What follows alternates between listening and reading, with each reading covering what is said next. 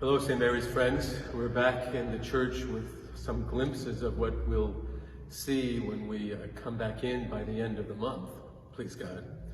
The first thing I want to mention is the altar we have here. And besides the beautiful high altar and this altar and it being all cleaned up and everything, and beautiful, I want to mention one new thing that's going to happen. So you know probably that every altar has relics in them, an altar stone, and that's where the priest kisses the altar when he begins Mass. But we're adding some things into the altar itself that I think will be of interest to you. So we're adding things to connect us with the Lord and with the church. So we have what will be going into the altar, an olive wood cross from Jerusalem, uniting us with the Lord's life in Jerusalem and death in Jerusalem, his resurrection.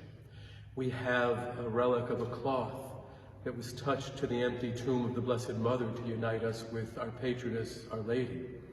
We have a stone from the Vatican that will be in the altar to unite us with the Universal Church, with the Holy Father. We have things uniting us, artifacts from the different great Marian shrines in the world that will go in the altar. From Knock, from Lourdes, from Fatima, from Guadalupe. And we have some things from various saints that would apply to us.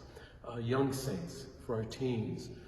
St. Elizabeth Seton, who is the founder of Catholic schools in the United States. Some Marian saints. So things like that will be, I think, of a beautiful connection with us, the Lord, and the church. One last thing I think I really find interesting.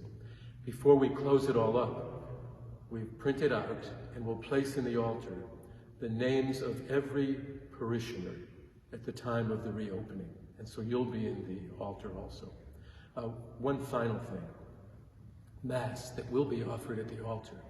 Many of you have seen the Holy Father limiting the ways in which the traditional Latin Mass can be said. And that's another story.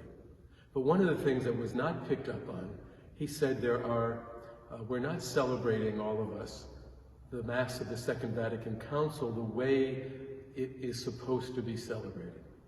So stay tuned for that. We are going to spend some time to make sure that we celebrate Mass here in the church and also in the hall in the ways really that the Second Vatican Council has asked us to.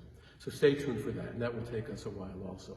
But two beautiful altars, two great connections with the Lord, the Blessed Mother, the church throughout the world, and with ourselves. Praise be Jesus Christ, now and forever.